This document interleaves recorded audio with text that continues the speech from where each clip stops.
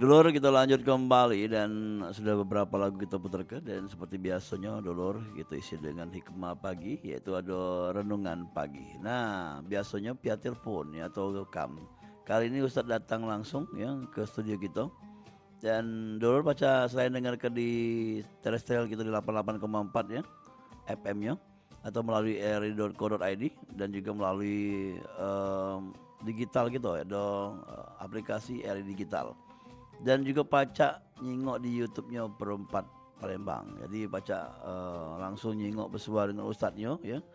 Kalau mungkin pagi ini ada kesempatan untuk tanya jawab, boleh kaget satu pertanyaan, dua pertanyaan nih. Dengan tema kita penjelasan tentang banyaknya jalan kebaikan bersama Ustadz Aji Orbit Rupawan STHI. Langsung baik kita bersua bersama Ustaz kita ya. Halo, Assalamualaikum Ustaz. Waalaikumsalam warahmatullahi wabarakatuh. Apa kabar Ustaz? Alhamdulillah sehat walafiat. Ya. Ustaz tinggal di mana Ustaz? Tinggalnya di Pondok Pesantren Nurul Komar, Jalan Perintis Kemerdekaan, daerah Bombaru. Bombaru. Iya. Iya, ini kejutan juga tadi datang Ustaz sini ya. Alhamdulillah. Iya, bisa langsung berinteraksi. Nah, Ustaz kita langsung nunjuk narasi dulu kaki, kalau misalnya ada yang mau bertelepon sini di 0711351656 kita buka ke ya. Siap. Payo dia terus Ustaz.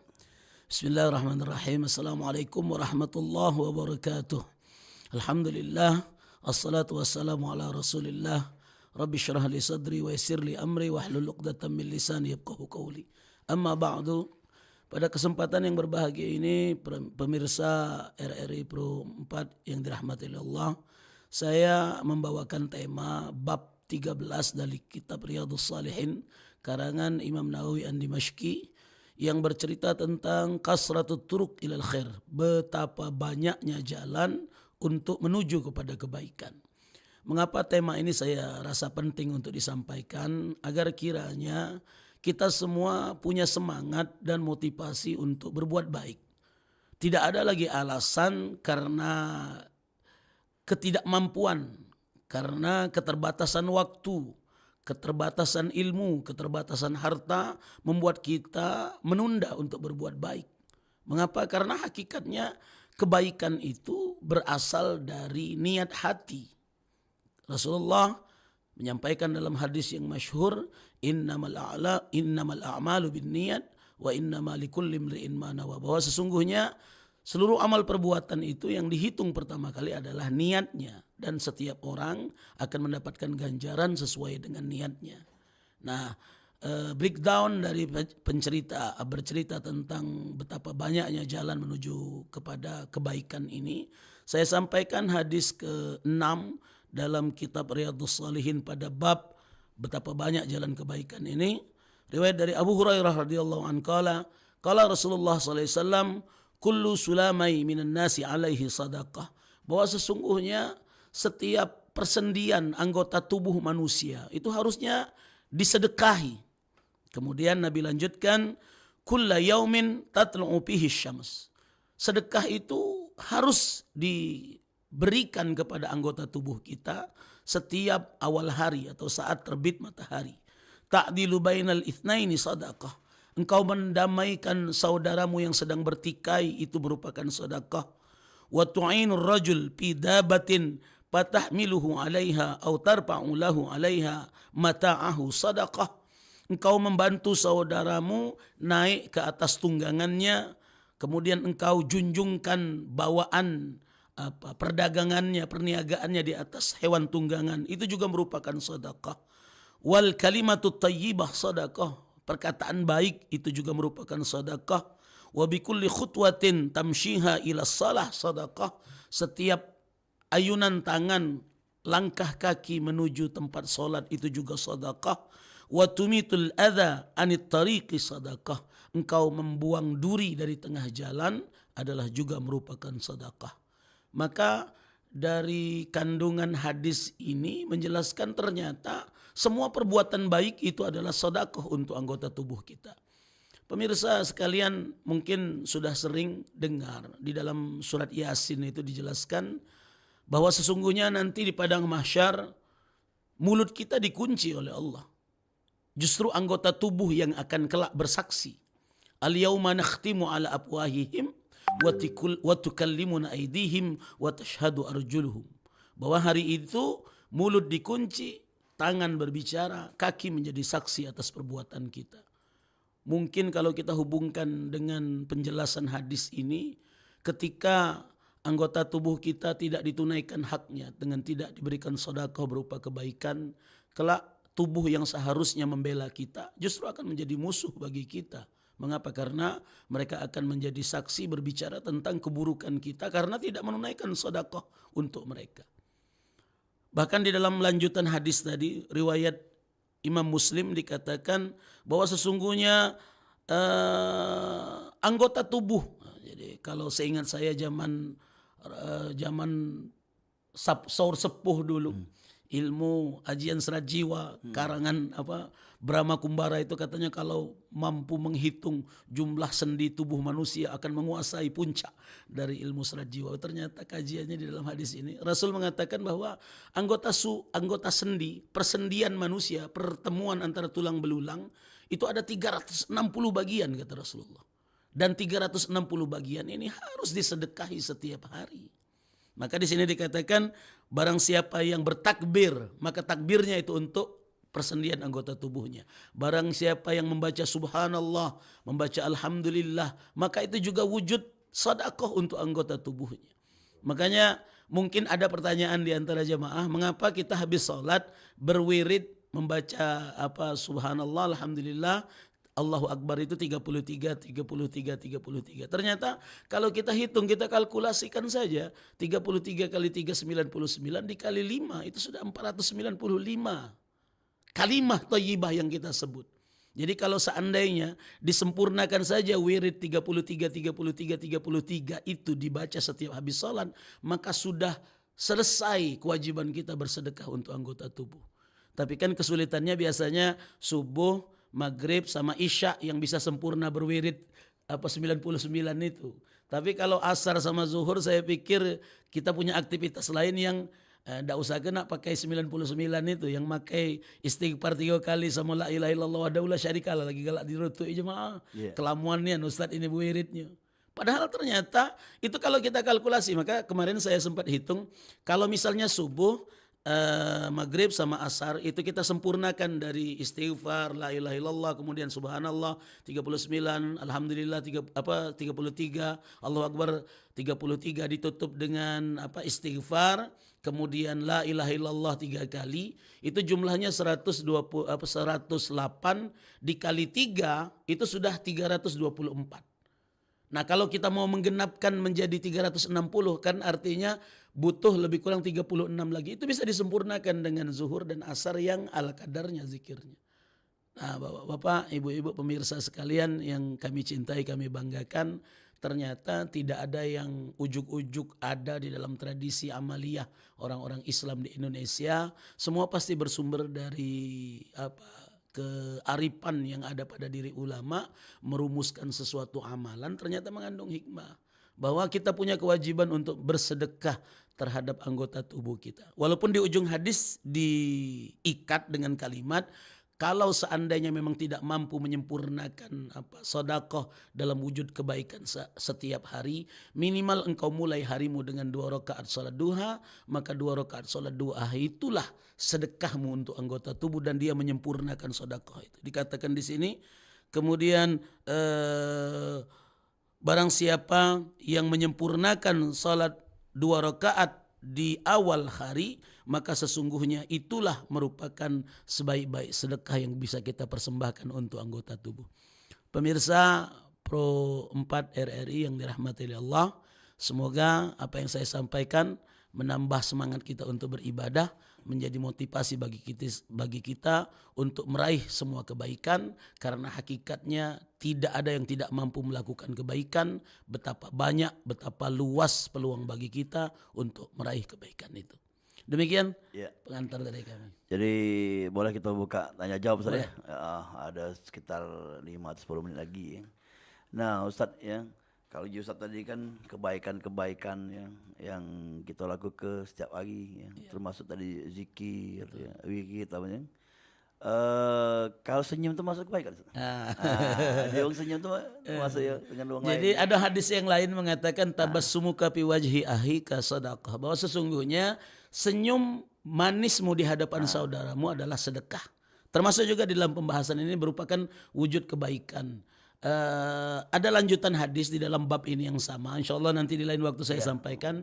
Nabi itu menyampaikan la tahtaqiranna tayyibah as-saghirah. Jangan menghina perbuatan baik walaupun kecil. Mengapa? Karena sebenarnya tidak ada perbuatan baik yang kecil. Mengapa? Karena yang kita patuhi itu Allah. Yang kita taati itu Rasulullah. Maka ketaatan kepada Allah dan Rasulullah itu tidak ada nilainya yang kecil. Sama sebaliknya, tidak ada dosa kecil dalam pendapat saya. Mengapa? Karena yang kita lawan itu Allah. Bukan perbuatannya, tapi keingkaran, pembangkangan kepada Allah itu membuat dosa kecil pun menjadi besar. Hanya saja begini, ada intermezzo di antara kawan-kawan. Tersenyum di depan kawan itu sedekah. Dalam urusan sedekah perbuatan. Tapi kota amal lewat di depan kita di dalam masjid, jangan disengei. Ngapa? Karena kapan ditanya ngapa tersengei tidak masuk ke duit, kan katanya tersenyum be sedekah.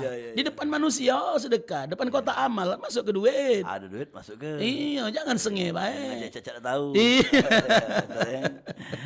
Ustaz, apalagi yang bisa kita lakukan Ustaz kalau di saya dalam mungkin dalam bertetanggo atau dalam pekerjaan ya.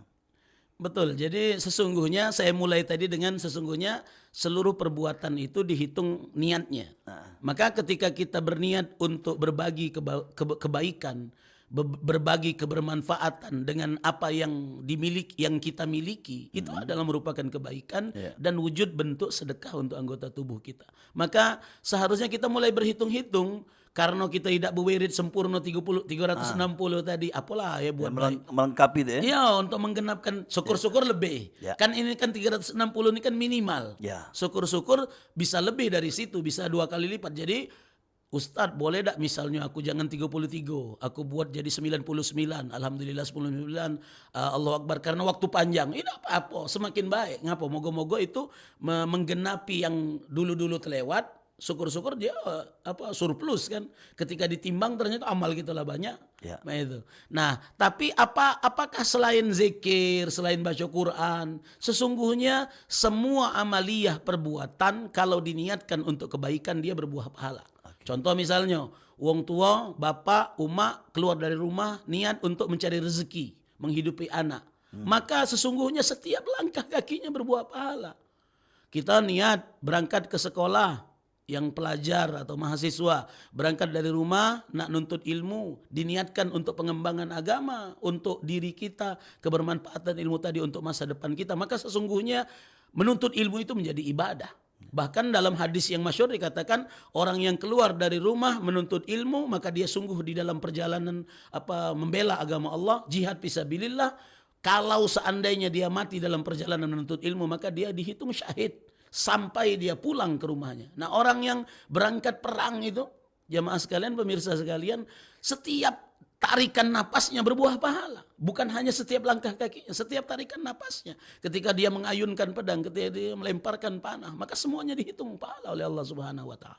Nah, artinya balik ke tema yang lebih besar tadi, apapun amaliyah, aktivitas pribadi kita diniatkan untuk ibadah kepada Allah, maka sesungguhnya dia berbuah ibadah, berbuah pahala di sisi Allah.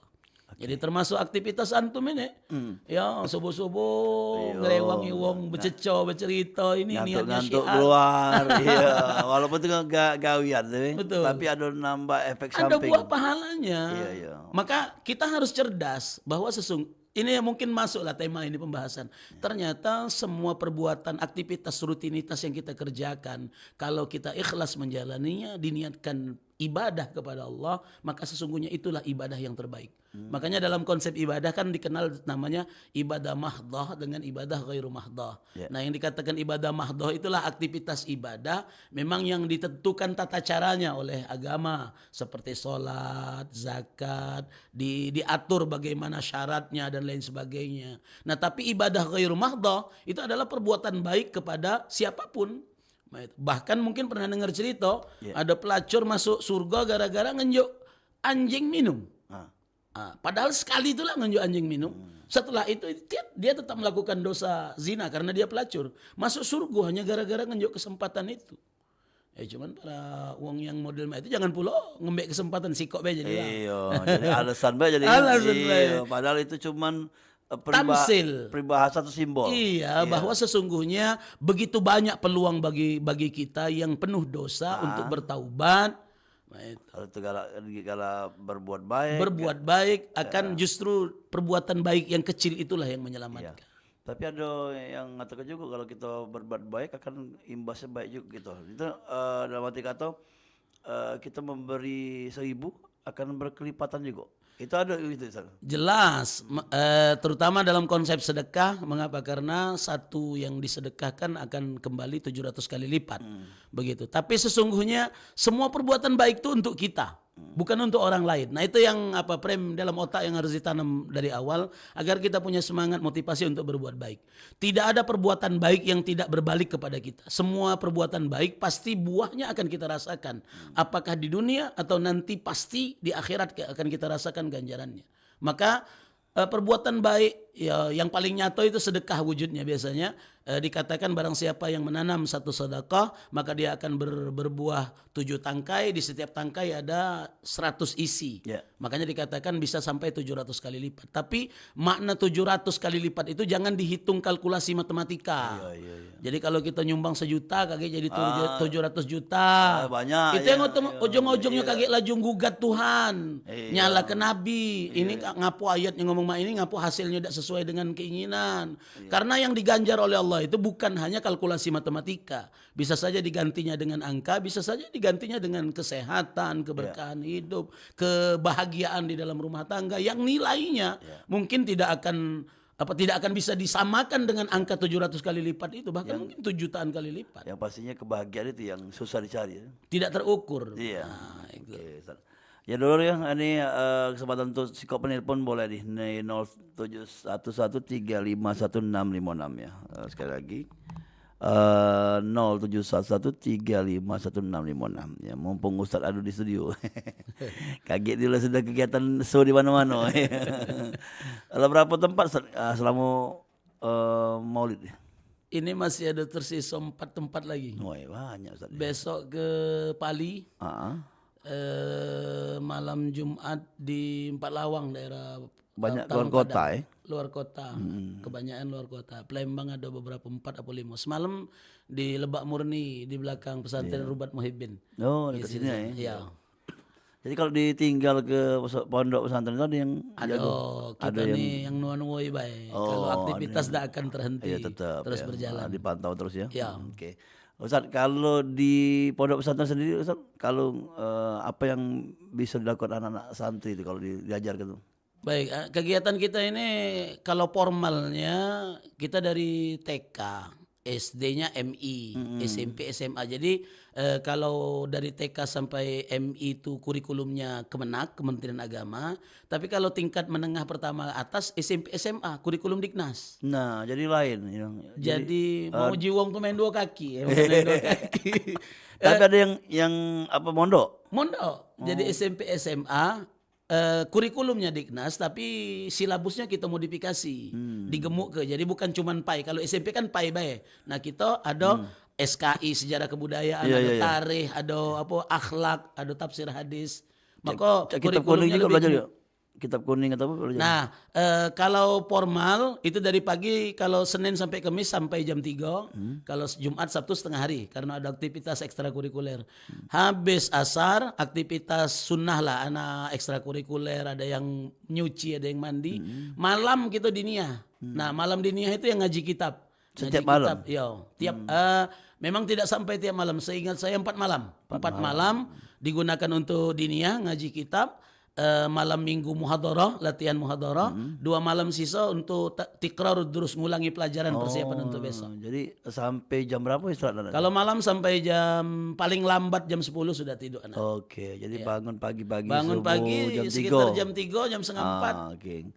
Jadi teratur lah budak-budak tuh ya. Ya. Nah, kembali tadi ke keteraturan itu juga membuat satu hal kebaikan juga.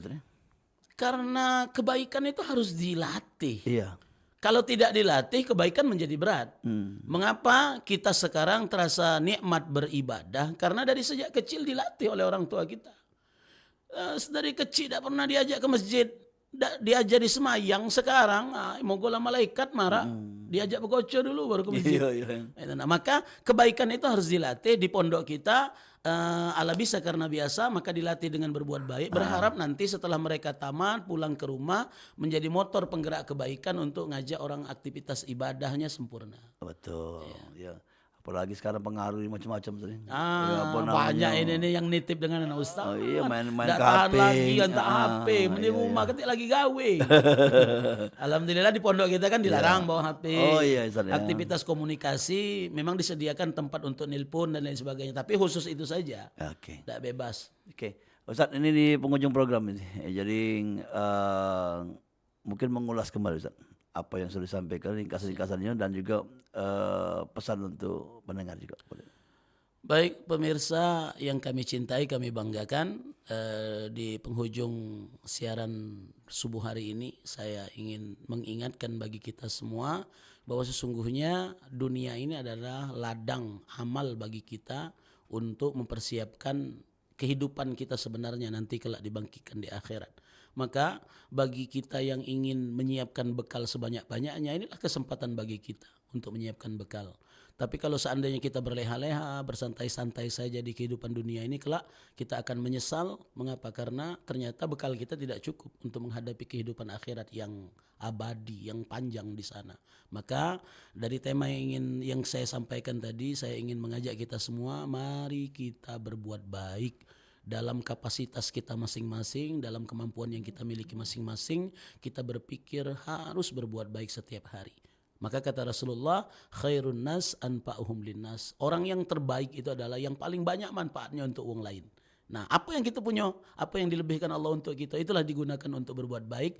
Moga-moga itu menjadi ladang amal bagi kita, menyempurnakan kehidupan kita di dunia. Kelak saat kita dibangkitkan, amal kita dapat menolong kita dari pedihnya azab Allah. Amal kita akan membuat kita masuk ke dalam surganya Allah, dikumpulkan bersama orang tua kita, guru-guru kita, orang-orang saleh. Juga moga-moga kita semua di bulan Maulid ini dapat berkah syafaat Nabi, dikumpulkan bersama Rasulullah di surga Firdaus yang dijanjikan. Demikian yang dapat kami sampaikan. Mohon maaf atas segala kekurangan. Billahi taufiq wal hidayah. Assalamualaikum warahmatullahi wabarakatuh. Waalaikumsalam warahmatullahi wabarakatuh. Terima kasih Ustadz ya, dan tentunya kehadiran pada hari ini semoga berkah, wawasan, Amin, amin. mempertebal keimanan bagi pendengar umat muslim di mana berada, dan yang pastinya bisa bersilaturahmi langsung. Iya. Makasih Ustadz, dan lain waktu kalau misalnya kesini lagi tadi. Insya Allah Ya. kalau tidak kata halangan, insya Allah bisa siap hadir. Oke. Ya, assalamualaikum Ustadz. Waalaikumsalam warahmatullahi wabarakatuh. Ya, ada Ustadz kita tadi, ada Ustadz Haji Orbit Rupawan STHI ya, dari Pondok Pesantren Nurul Komar. ya, dan sudah membahas mengenai penjelasan tentang banyaknya jalan kebaikan, dan insya Allah mudah-mudahan kita baca bersama kembali di lain kesempatan. Dan dulu kita lanjut kembali dulu di program acara selanjutnya di Pro 4 RRI Palembang ya, dengan Sriwijaya Paginya, dan tentunya dengan rangkaian lagu-lagu bernuansa religi. Alang kelema makan ketupat.